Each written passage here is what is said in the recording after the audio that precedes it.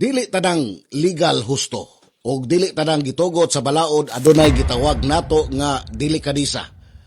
Mao kini ang kinauyukan sa isyu nga naghisgot karon sa siyudad sa Karkar. Moingon man ang uban nga nakasubay kuno sa exception sa Civil Service Commission ang pagtudlo sa mga paryente sa mga taas nga posisyon sama sa Chief of Staff o bag-ong City Administrator. Di lang gihapon kini makatabon sa kamatuoran nga kulang sa delikadisa ang maong lakang. Ang labing dakong bahandi sa bisan kinsang leader, dili ang iyang gahom o kwarta, kundili ang pagsalig nga gihatag kaniya sa katawhan.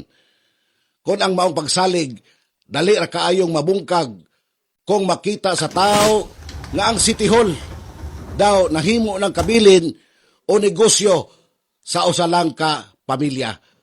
Unsaon man pagtuo sa mga lungsuranon nga way paboritismo sa mga proyekto, kontrata o mga desisyon sa kagamahanan kung ang tanang naglingkod sa lamisa nga naghukom paryente or kadugo ra sa usag-usa.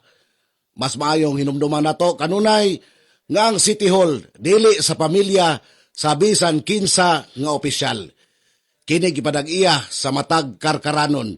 Ang pagduma niini kinahanglang dili lang subay sa balaod, kinahanglan usab nga puno sa etikita or ethics, integridad o pagtahod sa katawhan.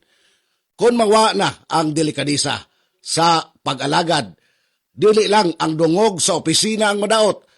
Ang mas dako nga mawa, mao ang atong demokrasya nga gikinahanglan unta alang sa tanan o dili lang sa mga pinili o mga gipili.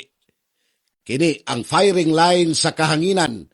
Arnel Bakalan, ang inyong komentarista on the dot. Docs TV is a proud member of Philippine Press Club Incorporated.